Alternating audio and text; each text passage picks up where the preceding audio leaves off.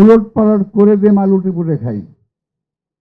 এখন দেশটাকে উলট পালট করে দিয়ে একটা শ্রেণী জুড়েছে দেশে নতুন, এই শ্রেণী দেশটাকে লুটে পুটে খাওয়ার চিন্তা ভাবনা করতেছে, দেশটাকে ধ্বংস করার চিন্তা ভাবনা করতেছে।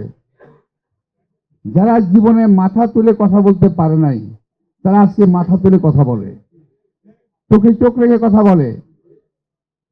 এই সাহস, এই শক্তি কোথায় পেল? আজকের যে সরকার, তাদের কার্যক্রম স্পষ্টতই বোঝা যায় যে তারা নিজস্ব কোনো শক্তি তাদের নাই। এই সরকার দুটি দলের উপরে, একটি তাদের নিজস্ব সৃষ্ট দল আর একটা পুরনো দল, এদের উপরে ভর করে এই সরকার টিকে আছে। এই সরকারকে ওরা যা বলে, ওই দুটি দল যা বলে, এই সরকার তাই করে।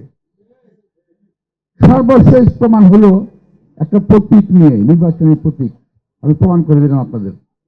ওরা যা বলবে সেটাই করতে হবে। এরা কারা? এরা কোথেকে এলো? এটি জনভিত্তি কি? এতে কোনো ভিত্তি আছে বাংলাদেশে কোথাও? একটা নির্বাচন দিলে পরে বোঝা যেত কে কটা ভোট পায়। আমি খুব আশঙ্কা করছি এই দলগুলোকে জেতানোর জন্য সরকার যে কোনো অবৈধ প্রক্রিয়ার আশ্রয় নিতে পারে।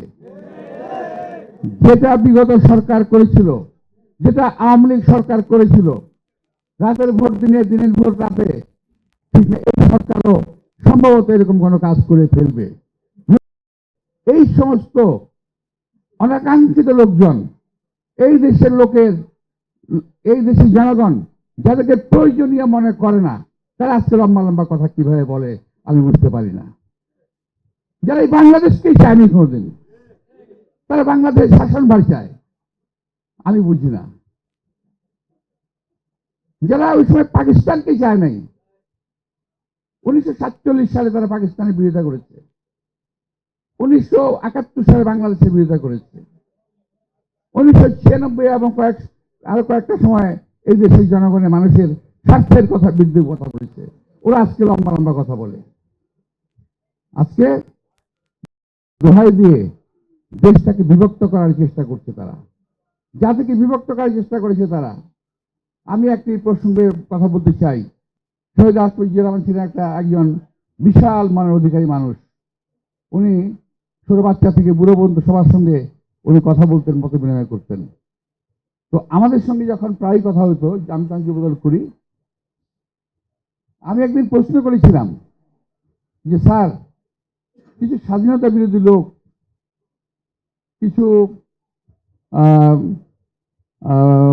মুক্তিযুদ্ধ বিরোধী লোক, এদেরকে দলে নিচ্ছেন, এটা কি ঠিক হচ্ছে? এটা কি দেশের ভালো হবে?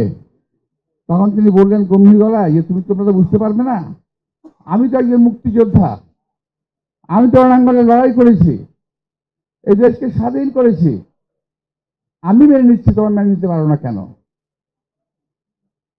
আমি মেনে নিচ্ছি এই কারণে, একটা কথা মনে রাখবে, জাতিকে বিভক্ত করে কখনো দেশের মঙ্গল করা যাবে না।